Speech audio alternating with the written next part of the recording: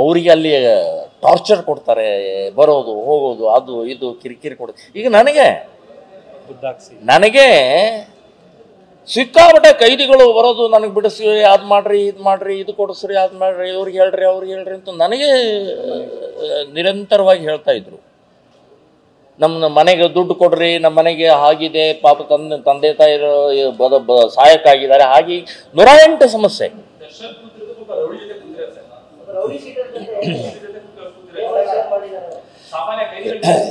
ಇಲ್ಲ ಒಂದೇ ಹೇಳ್ತೀನಿ, ಬೆಳಗ್ಗೆ 6 ಗಂಟೆಗೆ ಬ್ಯಾರಕ್ ಓಪನ್ ಮಾಡಿಬಿಡ್ತಾರೆ, ಸಾಯಂಕಾಲ 6 ಗಂಟೆಗೆ ಕ್ಲೋಸ್ ಮಾಡ್ತಾರೆ. ಸೊ 6ರಿಂದ 6 ಗಂಟೆವರೆಗೆ ನೀವು ಎಲ್ಲಿ ಬೇಕಾದಲ್ಲಿ ಓಡಾಡಬಹುದು ಒಳಗಡೆಗೆ. ಹೀಗಾಗಿ ಯಾರೋ ಬಂದು ಕೂತಿದ್ದಾರೆ ಮಾಡಿದ್ದಾರೆ ಹಿಂಗಾಗಿರ್ಬೋದು.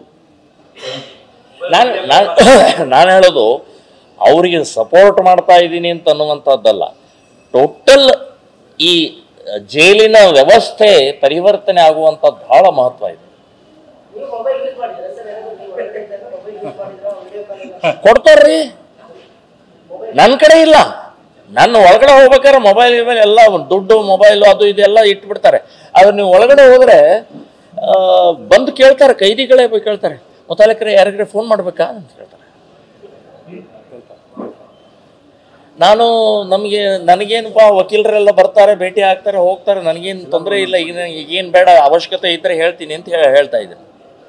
100ಕ್ಕೆ 100 ನಿಮಗೆ ಎಲ್ಲ ರೀತಿ ಸಿಗುತ್ತೆ ಮೇಡಮ್. 5 ಸ್ಟಾರ್ ಹೋಟೆಲ್ ಅಂತ ಅಷ್ಟು ದೊಡ್ಡ ಪ್ರಮಾಣದಲ್ಲಿ ಹೇಳಕ್ಕಾಗಲ್ಲ.